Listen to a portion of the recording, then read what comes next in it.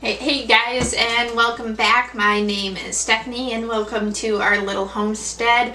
About 2 weeks or so ago, I was ahead on the game this year, which was really good. Our seed order came in. I have a few other things that I am waiting for to come in that I'll tell you about too. But I wanted to take the chance before anything gets planted to kind of show you guys what I ordered this year and what my plans are. And we should be starting some of our first seeds within the next 2 to 3 days is my plan. I've got a whole calendar set up of what I want to start when, because different things take different amount of time, of course. And I am so ready to do this. If you guys have been watching the videos lately, I got to get outside for a little while on some breaks we had, and then we had that massive snowstorm, which was the last videos I put up. And then I didn't videotape it this time, but 2 days ago we had another big snowstorm come in. I didn't measure, but it's probably between about 12 and 15 inches of snow came down again. And then next Tuesday we're supposed to have another snowstorm.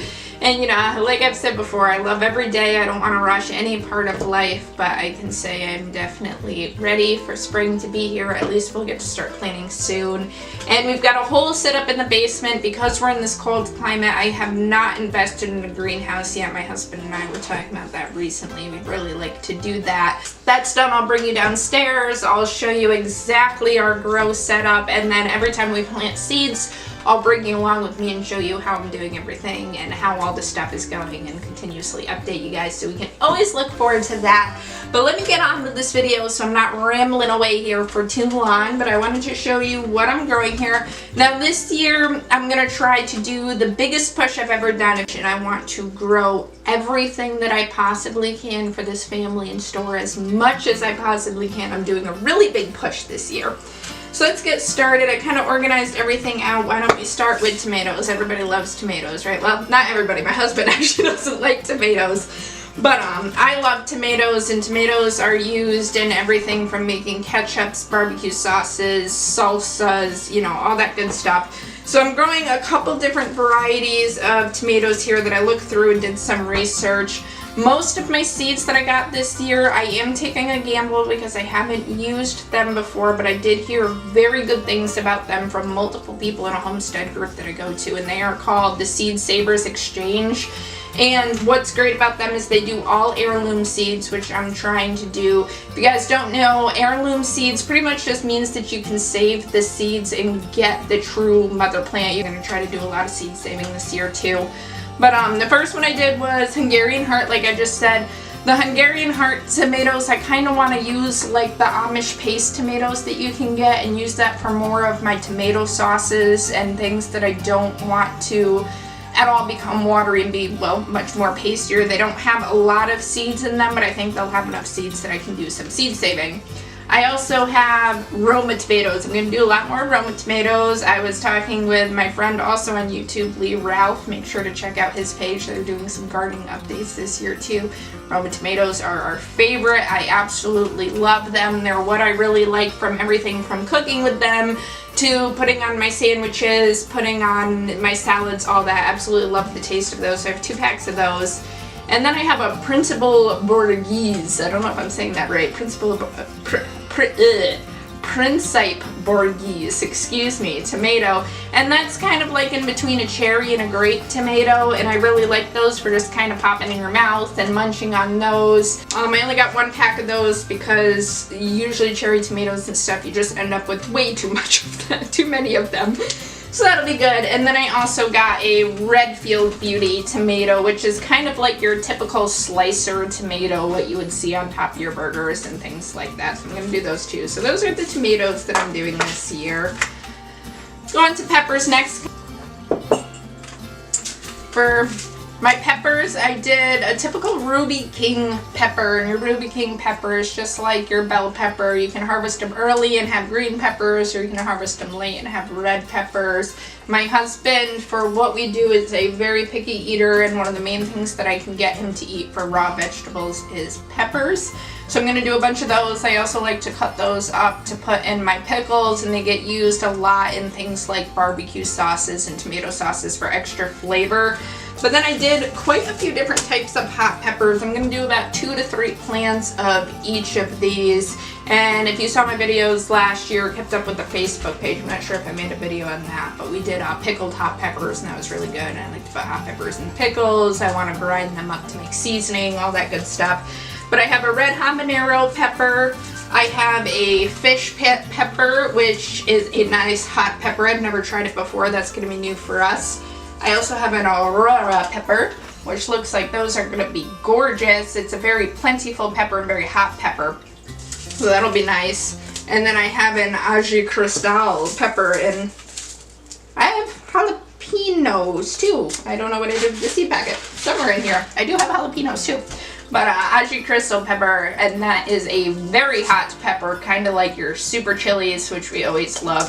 So I'm going to be doing those too. Another one that I love, is beets, and it's been coming out a lot recently about the incredible health benefits of eating beets because of the different, I don't remember the specific technical terms, but the compounds in them, they're very good for you, especially when you eat them raw, anti-inflammatory, anti-cancer properties, all kinds of good stuff. My son loves, is banging around in there as I speak.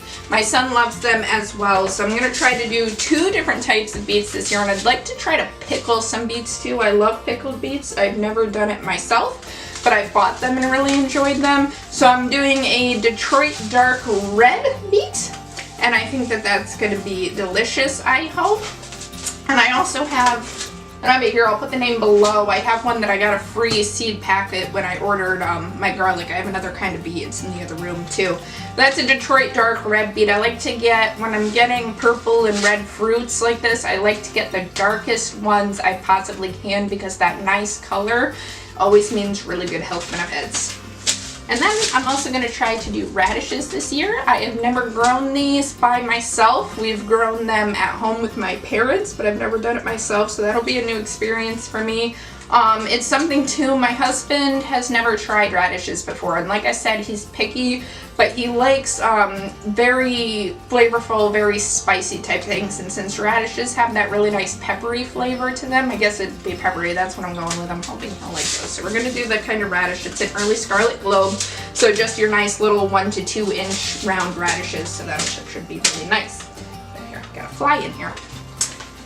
For greens this year, my son and I, we eat lots and lots of kale, so I'm just doing your typical dwarf blue-collared kale. And if you guys are not subscribed to Little Mountain Ranch, make sure you do so. An amazing woman, I absolutely love her, and I love following her.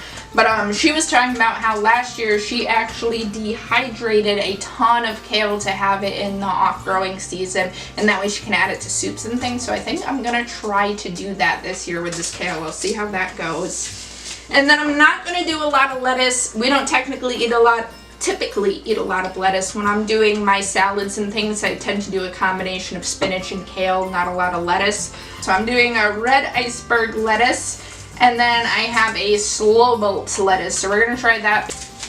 And then I'm gonna grow a ton of spinach. This is just America spinach.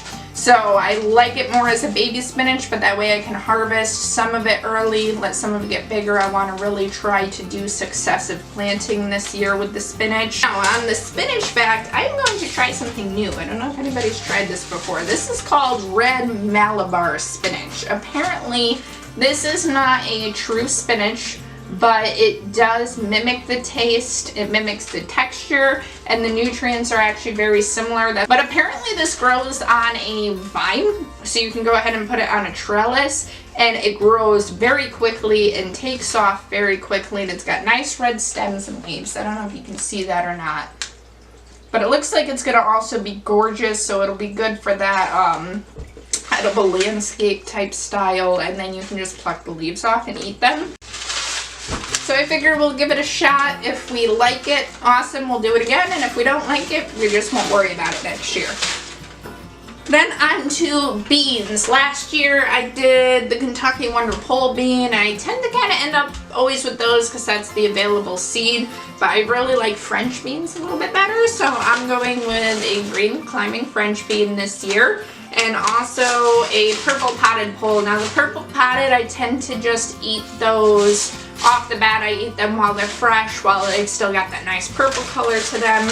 And then I like to store the green beans, eat them fresh as well, but I'll probably grow a little bit more of these, and that way we can store them. And then I have never grown dried beans before, but I'm going to try it this year. This is a Charlevoix dark red kidney bean. And I'm going to grow this because we like to make bean salads and things like that. My family often has those at gatherings. And then also I add this to a lot of my son's food for the extra protein. I mean, when they say little boys eat, this kid, I swear he eats as much as I do, and he's barely a year and a half old. And he doesn't gain any weight from the food that he eats. He seems to have a very high metabolism. He needs a lot of protein in his diet. So beans are an awesome way to add that in on top of the meat that he eats. So we're gonna give that a shot.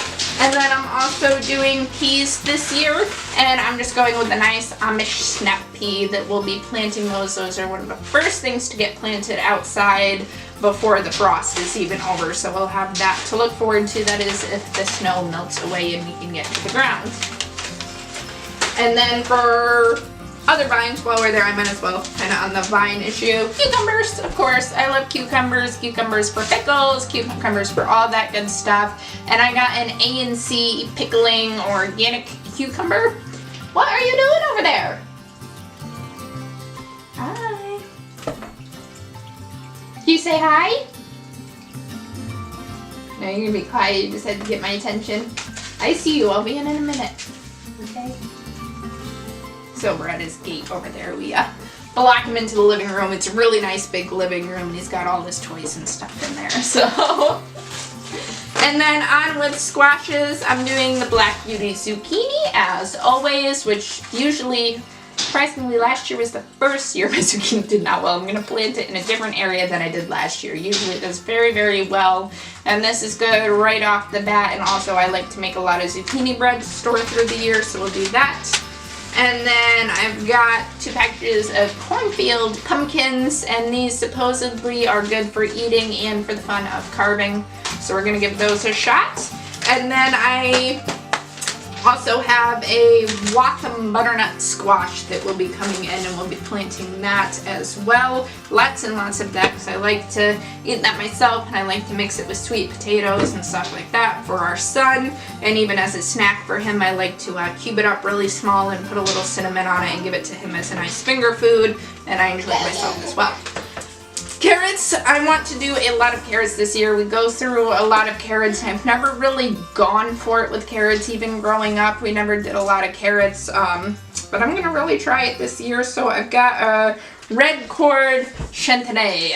So we'll see how those do. That's your typical medium long carrot, and it's got a darker core on it, which is nice. If you guys don't know, you can look on our Facebook page. I did post a thing on there about the differences in health benefits from different types of carrots, because you have white, yellow, red, purple, and orange. So I'm doing our typical orange for eating, and I do have another one coming in. I'll put the name down below of the purple carrot that I'm ordering from Baker Creek Heirloom Seeds, because they did not have purple carrots over here at Seed Savers. And I'm getting a very nice dark purple, almost red carrot, and it's great because it has the anthromycin, if I'm saying that correctly, in it, which is the same kind of chemical compound that's in things like blueberries and things like that, and it's really good for detoxifying the body and all kinds of other wonderful health benefits and cancer fighting properties and that kind of thing. So we're gonna go with that. Okay, and then we've got cabbages and broccoli here. I'm doing your typical calabrese broccoli. That's just your typical blue-headed broccoli, nothing fancy, just nice size heads on that. And I want to grow a ton of broccoli this year, because myself and my son go through a lot of it, and I want to try to produce enough that I can freeze this and store it for the year. And then I just have 2 different types of cabbages, which I don't always do a lot of cabbages, but I do want to try to do a real fermented sauerkraut this year, especially for those good probiotics and such. I do have a gut issue and I have to take a lot of probiotics, so the more stuff that I can ferment and get different good bacteria into my gut, the better. And we are doing an early Jersey Wakefield, which is your typical green, good-sized head cabbage, and a Mammoth Red Rook for our purple cabbage. So that'll be good. And I like purple cabbages for mixing into things like coleslaws, and I probably use the green cabbage for the fermenting. And then the last thing that we have here that I want to talk about is herbs. Now, I already have a lot of perennial herbs outside, and I have some that are annuals in this area and do have to be regrown every single year. I want to grow more herbs than I did last year, especially with things like oregano. I did a big harvest, but I put oregano in pretty much all of my seasonings, and I am already out of that oregano at this point, so I want to grow more of that, more basil for the fresh tomato and basil soup and things like that, all that good stuff. And then I will talk to you guys about it as I'm growing it. I am trying to grow extras of a lot of things to try to sell them on the side to be an extra income for a homestead. My husband works very, very hard and lots of overtime so that we can afford for me to stay home and be the one to care for our son and to be able to care for this land. So I want to contribute whatever I can. And if I can sell some extra plants and bring us some income and also pay for everything, granted the seeds pay for themselves and the vegetables, but if I can make it absolutely free, that's even better. I have 2 different types of basil here. I'm doing a purple dark opal basil, which pretty much works the same as green basil, but it adds some beautiful color to the garden. And then a regular Genovese basil.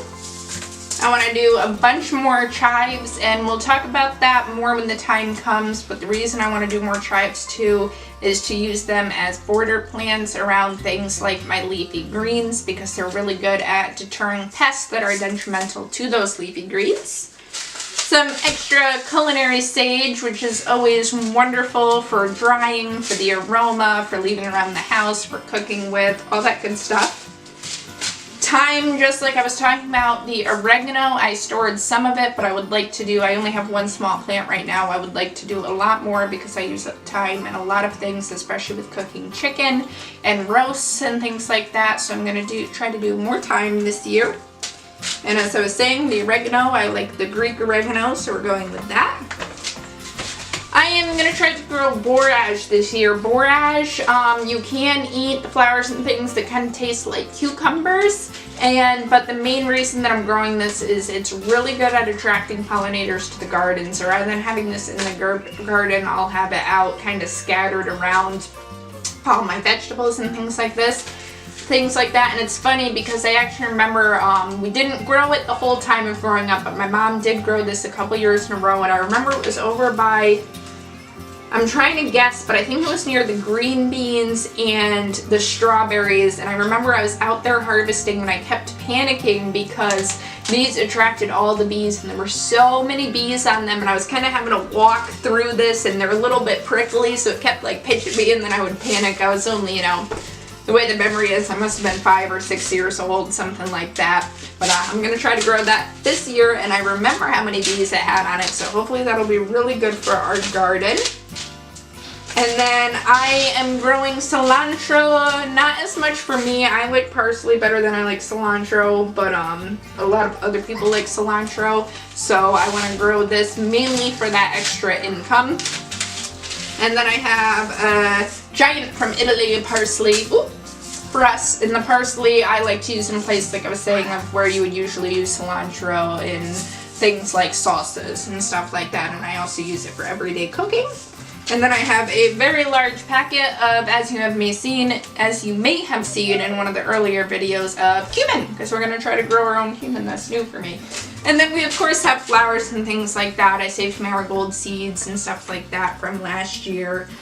This was definitely all I've been trying to plan where everything's going to go. Of course, has kind of been a brain racker because I'm still learning about the heirloom seeds, and I know that if you have different species of peppers too close to each other, you could still end up with hybrid seeds, because my habanero peppers may go ahead and pollinate my aurora peppers and vice versa. So I've been doing a lot of research trying to understand how far they have to be from each other, the things that you can do to prevent that from happening, etc., etc. So if anybody has any tips on that or any information, please let me know, because it seems like it's all kind of new and it's hard to get information on specific species of plants, like tomatoes versus peppers versus peas and things like that. So if anybody has any information, that'd be great.